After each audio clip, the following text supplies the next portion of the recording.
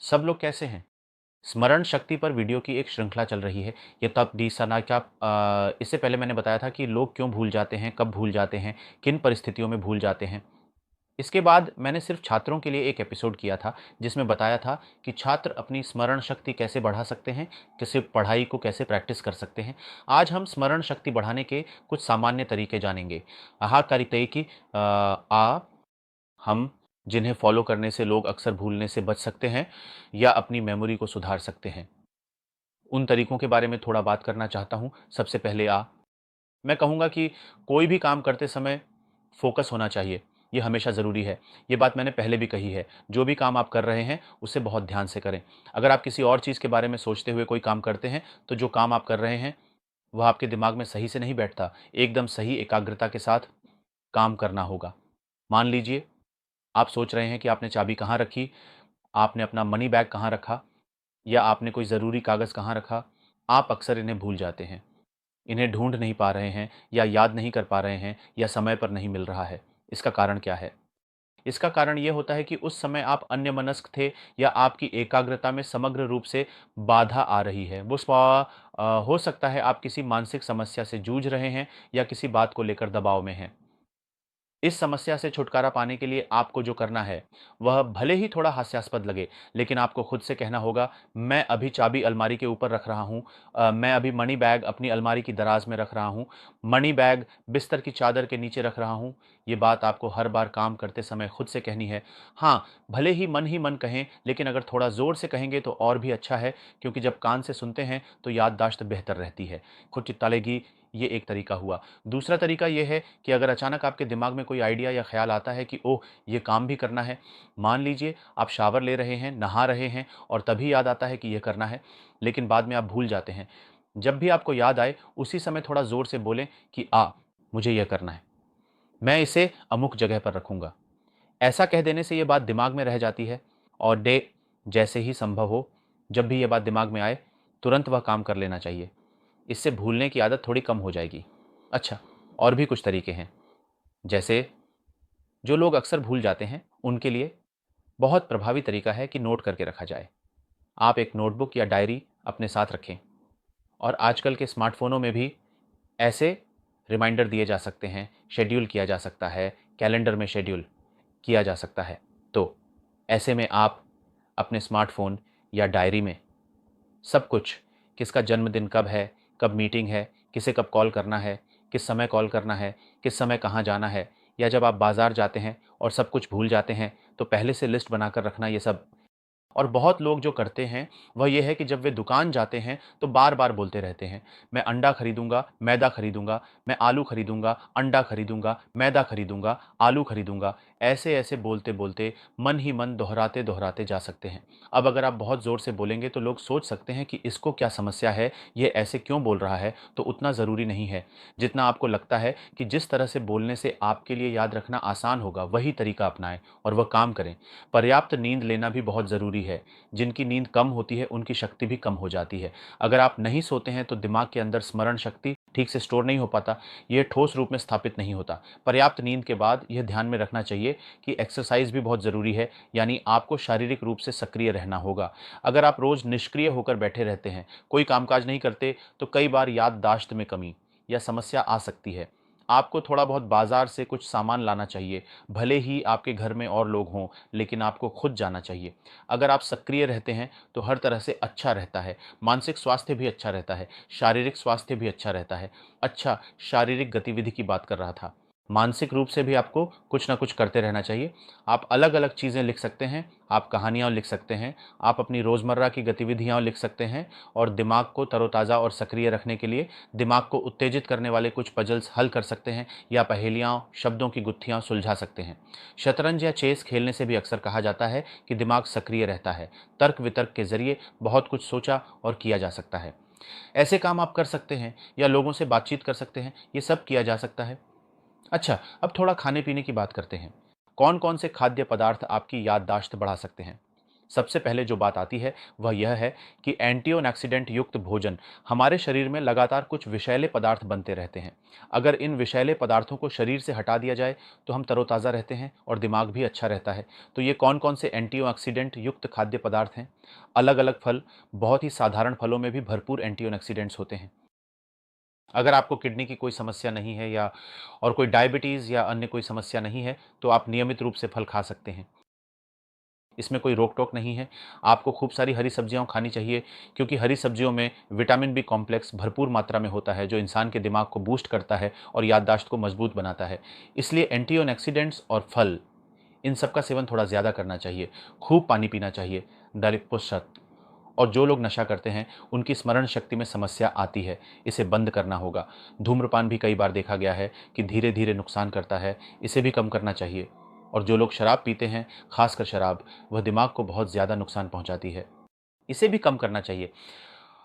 और अगर हम खाने की बात करें, तो जो चीज़ें पूरी तरह से रिफाइंड कार्बोहाइड्रेट्स होती हैं, रिफाइंड कार्बोहाइड्रेट्स क्या हैं? बिल्कुल सफ़ेद चावल का भात, आटे या मैदे से बनी जितनी भी चीज़ें हैं, वे सभी कार्बोहाइड्रेट्स वाली चीज़ें, खासकर गेहूँ से बनी चीज़ें।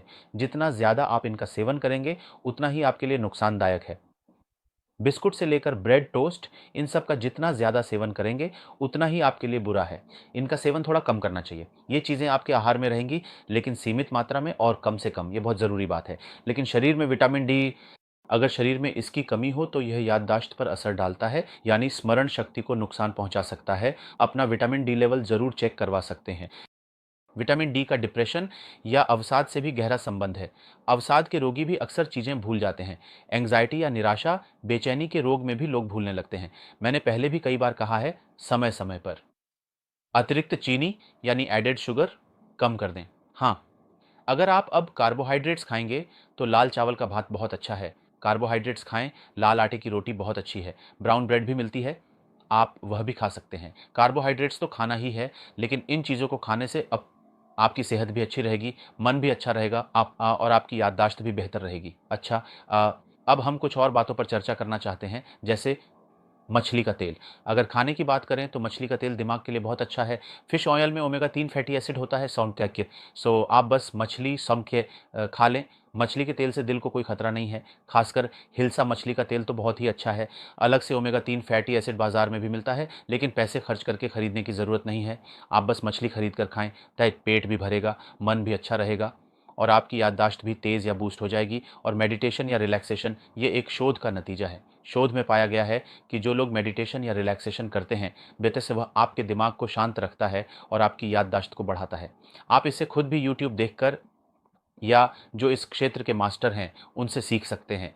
हम जो साइकियाट्रिस्ट हैं, हम भी मेडिटेशन सिखाते हैं, उनसे भी सीख सकते हैं। यह याददाश्त को अच्छा रखने के सबसे अच्छे तरीकों में से एक है।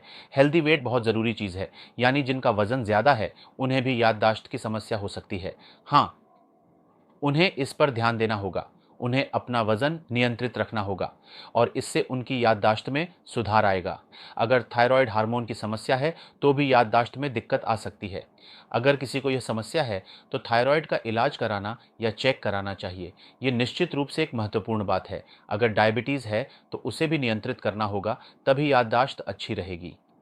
और उम्र के साथ-साथ याददाश्त थोड़ी कम हो जाती है, यह सामान्य है। इसे लेकर परेशान होने की ज़रूरत नहीं है। इसीलिए जो लोग थोड़े बुज़ुर्ग हैं, उन्हें क्या करना चाहिए?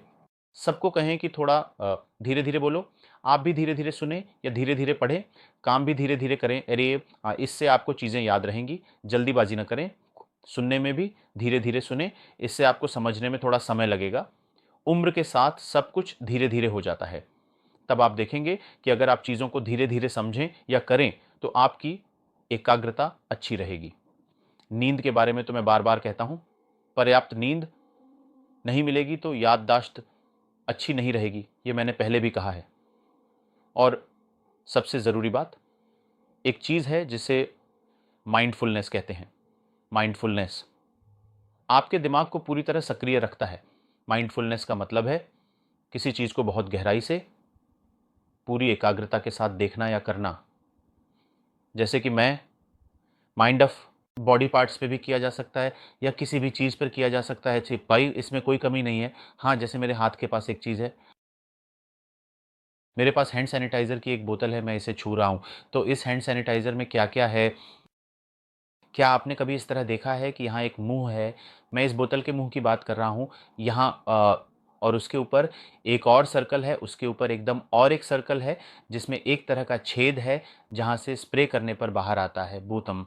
यह बोतल लगभग 2 तिहाई भरी हुई है, बीच में एक ट्यूब जैसी चीज़ है, जिससे यह ऊपर तक जाता है, यह मुड़ी हुई है और यहाँ तक नीचे आ गई है। इसका वज़न या मात्रा कितनी है? अगर आप इस तरह गहराई से ध्यानपूर्वक किसी चीज़ को देखें या कुछ करें, तो वह चीज़ आपके मन में बहुत अच्छे से रहती है। वो ठीक, ये किसी के लिए भी, एक छात्र के लिए महत्वपूर्ण है, किसी भी इंसान के लिए, किसी भी कामकाज के लिए महत्वपूर्ण है, जो फ़ाइल पर काम कर रहा है, उसके लिए महत्वपूर्ण है, जो ऑफ़िस में कुछ सज़ा रहा है, उसके लिए महत्वपूर्ण है, जिसे कहीं जाना है या किसी विषय पर 1-5 बजे बात करनी है, उसके लिए भी। अगर आप उस विषय के बारे में बहुत ही माइंडफुल होकर पूरी तरह सोचते हैं, तो ये आपको बहुत बड़ी मदद करेगा। कॉफ़ी कॉफ़ी पीने से कहा जाता है कि याददाश्त अच्छी होती है, दिमाग थोड़ा तरोताज़ा रहता है, ब्रेन स्टिमुलेटर का काम करता है। अगर आप कुछ दिन रोज़ थोड़ा-थोड़ा करके कॉफ़ी पिएँ या थोड़ा ज़्यादा भी पिएँ, तो दिमाग को कहा जाता है कि मेमोरी को बूस्ट करना है। जो लोग डायबिटीज़ के मरीज़ हैं, वे अक्सर खाली पेट हो जाने पर बहुत ही कमज़ोर महसूस करते हैं, चिड़चिड़े हो जाते हैं, बेचैन हो जाते हैं, हँसने लगते हैं, आँखों के सामने धुंधला दिखता है, पसीना आ जाता है और कई बार बेहोश भी हो जाते हैं। तो ठीक से खाना खाना होगा, खासकर उनके लिए जो बहुत ज़्यादा डाइटिंग करते हैं, लेकिन भूलने की समस्या बहुत ज़्यादा होती है। हाँ, जैसा कि कहा जाता है कि कार्ब्स कम खाने का मतलब है कम खाना, ऐसा लगता है। लेकिन मैं कहता हूँ कि बिल्कुल भी ना खाएँ, सिर्फ़ कीटो डाइट करें, सिर्फ़ प्रोटीन खाएँ, ऐसा नहीं है। उसके लिए भी संतुलित मात्रा में कार्बोहाइड्रेट खाना ज़रूरी है। डायबिटीज़ के मरीजों के लिए मैं कह रहा हूँ कि 12-12 घंटे पर खाना चाहिए, यानी लंबे समय तक खाने में गैप नहीं देना चाहिए। देखिए, ये डायबिटीज़ के मरीजों के लिए ज़्यादा ज़रूरी है। आम लोगों के लिए, जिनको डायबिटीज़ है, उनके लिए यह बहुत ही महत्वपूर्ण है कि वे समय पर और बार-बार खाना खाएँ। तब क्या होगा कि आपका दिमाग भी सक्रिय रहेगा, दिमाग को सही तरीके से सप्लाई मिलती रहेगी। इस बारे में एक और बात है। आप हमेशा जितना हो सके हर चीज़ को व्यवस्थित करके रखें। जैसे कि इस जगह पर एक निश्चित नियम बना लें, मेरी चाबी हमेशा यहीं रहेगी, मेरा यह कागज़ हमेशा यहीं रहेगा। एक नियम बना लें, एक लिस्ट बना लें कि यह चीज़ यहीं रखनी है। अगर आप कभी भूल भी जाएँ तो जैसे ही आपकी नज़र पड़ेगी कि चाबी कहीं और रखी है, तो आप सोचेंगे मेरी चाबी तो यहाँ होनी चाहिए थी, फिर आप उसे वापस वहीं रख देंगे। अपने पार्टनर या अपने घर के परिवार वालों से भी कहें कि अगर मैं कभी गलती से अपना मनी बैग यहाँ छोड़ दूँ, जबकि उसे यहाँ नहीं होना चाहिए, तो मुझे बता दें। मुझे तुम लोग कहोगे कि मनी बैग ले लो और फिर से अपनी जगह पर रख दो। इस तरह से आप खुद को ये काम करने के लिए मजबूर कर देते हो। ऐसे करते-करते 1 दिन, 2 दिन, 3 दिन, 4 दिन, एक समय आएगा जब आप पूरी तरह से इस जगह पर चीज़ें रखने के आदी हो जाओगे। तब आप भूलोगे नहीं और कई बार लोगों के नाम याद नहीं रहते। उस स्थिति में भी आप यही तरीका अपना सकते हैं, लिख कर रख सकते हैं या जब आप किसी इंसान को देखें तो उसका नाम बार-बार अपने दिमाग में दोहराएँ या जल्दी से उसका नंबर मोबाइल में सेव कर लें। या फिर आप उसके नाम को किसी मिलती-जुलती या समान चीज़ से भी जोड़ सकते हैं, जिससे याद रखना आसान हो जाए। आप ऐसा भी कर सकते हैं, अच्छा उसका नाम तो ऐसा है जैसे किसी का नाम है बांधन। अगर आप उसका नाम किसी भी तरह से याद नहीं रख पा रहे हैं या जैसे ही कोई नाम सुनते हैं, आप उसे किसी गाने से जोड़ सकते हैं, जैसे ए बंधन कभी नहीं टूटेगा, यशोदा या मन ही मन कोई लाइन जोड़ लें, ए बंधन कभी नहीं टूटेगा। या किसी का नाम है पलाश। हाँ, आप एक गाना जोड़ सकते हैं, पलाश खिला है, शिमुल खिला है। हाँ, आया है शानदार महीना। तो जब भी आप उसके बारे में सोचेंगे, आपके दिमाग में पलाश का फूल, गहरा लाल फूल आ जाएगा। आप उसके नाम को एक लाल फूल से जोड़ लेंगे। इसी तरह ये तो बस एक उदाहरण है। आप अपनी तरह से इसे सेट कर सकते हैं। कुछ लोगों को लगता है कि सुनकर काम करना उनके लिए अच्छा है, यानी जितना ज़्यादा बोलकर काम करेंगे, सुनेंगे, उतना ही ज़्यादा याद रहेगा। किसी की विजुअल मेमोरी अच्छी होती है, यानी देखकर काम करना। जैसे मैंने कहा, सब कुछ देखकर, किस चीज़ की कौन-सी जगह है, देखकर याद रहता है। किसी को लिखने से याद रहता है। आपके लिए जो उपयुक्त हो, वही आप करेंगे। ये सब बातें मैंने मोटे तौर पर बताई। तो चीज़ों को व्यवस्थित रखना, उस पर फ़ोकस करना, बोलते-बोलते काम करना, नोट डाउन करना, पूरा शेड्यूल बनाना, सब कुछ लिख कर काम करना, एक्सरसाइज़ करना और भी एक्सरसाइज़ करना। मैंने खाने की भी बात की थी। दिमाग को ट्रेन करना या एक्टिव रखना। कई बार हम तुकबंदी से याद रखते हैं, अलग-अलग कविताओं से याद रखते हैं। कुछ चीज़ें भूल जाएँ, जो छात्रों के लिए ज़्यादा ज़रूरी है, वो मैंने पहले बताया है। ऐसे ही कई तरीकों से मतलब एक इंसान अपनी याददाश्त को बढ़ा सकता है। इतना सब करने के बाद भी अगर आपको लगता है कि नहीं, आपके साथ नहीं हो रहा, आपकी याददाश्त तो कम है ही, उसके साथ-साथ आपके और भी कुछ लक्षण जुड़ गए हैं, आपको बेचैनी लगती है कि आपका मन खराब रहता है, आप छोटी-छोटी बातों पर चिड़चिड़े हो जाते हैं और आपकी परफ़ॉर्मेंस भी खराब हो रही है, इतना सब करने के बाद भी आप खुद की मदद नहीं कर पा रहे हैं, तब आपको डॉक्टर के पास जाना चाहिए। तब शायद आपको कुछ दवाइयाँ लेनी पड़ेंगी और याददाश्त बढ़ाने वाली, दिमाग में ब्लड सप्लाई बढ़ाने वाली दवा भी होती है, ऐसा कहा जाता है। हम उन दवाओं से कोशिश करते हैं और सबसे ज़रूरी बात ये है कि आप मानसिक रूप से किसी दबाव में तो नहीं हैं, इसका समाधान भी हम तब करने की कोशिश करते हैं। जी, अच्छा, एक हाइलर विषय ये है कि किसी भी काम को करने के बाद उसका आउटलाइन बनाएँ कि मैंने क्या किया या 1 साला बजे क्या काम करूँगा, पूरा प्लान करें कि इसके बाद ये, इसके बाद वह, इसके बाद ये या इस चीज़ का हेडिंग, ये बॉडी, ये फिनिशिंग। आप इसे बहुत अच्छे से आउटलाइन कर सकते हैं। जब आप इस तरह से स्टेप बाय स्टेप एक-एक करके सोचेंगे तो देखेंगे कि ये स्टेप आपके लिए ही होगा। कर लिया, इसके बाद अगला स्टेप ये है, फिर ये है, उसके बाद ये है या आप इसे कुल मिलाकर 5-5 पॉइंट्स में कर सकते हैं। मैंने इस काम के लिए 5-5 पॉइंट्स बनाए हैं, इस काम के 6 तरीके हैं, 6 तरीकों में से कोई भी तरीका अपनाया जा सकता है। मुझे 6 तरीकों के बारे में बताना होगा, एक व्यक्ति एक साथ से प्रेज़ेंटेशन देंगे, आपको 6 विषयों के बारे में बताना होगा। इन 6 बातों को याद रखें, आप इन्हें छोटा करके नोट कर सकते हैं, कहीं भी संक्षेप में लिख सकते हैं। आप इन्हें किसी भी तरह लिख कर रख सकते हैं, कुछ इन बातों का ध्यान रखना होगा आय से और फोकस बनाए रखने का एक तरीका ये है कि मान लीजिए आप रेस्टोरेंट में गए हैं या किसी जगह मीटिंग में गए हैं, आपके पास कोई क्लाइंट आया है या आपका कोई पार्टनर आया है जिसके साथ आप बैठकर बात कर रहे हैं, लेकिन बातचीत के दौरान आप डिस्ट्रैक्ट हो रहे हैं। ताकि ऐसा न हो, इसका उपाय ये है कि आप जिससे भी बात कर रहे हैं उसके सामने आमने-सामने बैठें। अगर आप रेस्टोरेंट में बैठे हैं तो इस तरह बैठें कि आपके आस-पास या सामने कोई और व्यक्ति ना दिखे। आप इस तरह ना बैठें कि आपके सामने बहुत सारे लोग दिखें। आप इस तरह बैठेंगे कि आपके सामने सिर्फ दीवार हो और आपके सामने केवल वही व्यक्ति हो जो आपके साथ बैठा है। इससे आपका ध्यान उसी व्यक्ति पर रहेगा। आप उसकी बात सुनेंगे, आप दूसरी ओर डिस्ट्रैक्ट नहीं होंगे, आपका ध्यान कहीं और नहीं जाएगा, तो आपका फ़ोकस बना रहेगा और आपकी इनपुट भी अच्छी होगी। लेकिन ये भी एक तरीका है। हाँ, एक और मज़ेदार तरीका है, वह है रिकॉर्ड करना। मोबाइल में रिकॉर्डर होता है, कई लोग अलग से रिकॉर्डर भी खरीद सकते हैं। हाँ, जब भी कुछ याद आए, तुरंत रिकॉर्ड कर लें। जब आप रिकॉर्ड कर लेते हैं और जैसे मैंने यहाँ अपनी यह किताब रखी है, आप रिकॉर्ड करके रख सकते हैं कि मेरी यह किताब टेबल के ऊपर रखी है। आपको अचानक जल्दी से याद आया कि आज तो मुझे अमुक को 1 मियार बजे फ़ोन करना है, क्योंकि ये बात तो सच में काफ़ी दिन हो गया है, मैं भूलता जा रहा हूँ, उसे फ़ोन नहीं कर पा रहा हूँ, उसकी 1 नीला बजे खबर लेना ज़रूरी है। आप झट से रिकॉर्ड करके रख लिए कि मुझे सैफुल को फ़ोन करना है, उसके साथ इस विषय में बात करनी है, उसे मेरी 1 खान बजे खबर लेनी है। इसे रिकॉर्ड करके रखना वाक़ई में बहुत मज़ेदार तरीका है और बहुत काम आता है और बाद में जब आप ये रिकॉर्डिंग सुनेंगे, अच्छा, ये काम तो मैंने कहा था तो चलो इन्हें कर लेता हूँ। ये एक बहुत ही प्रभावी तरीका है। तो उम्मीद करता हूँ आप अच्छे रहेंगे। अगर यह वीडियो आपकी याददाश्त बढ़ाने में मदद करे तो मैं खुद को सफल मानूंगा।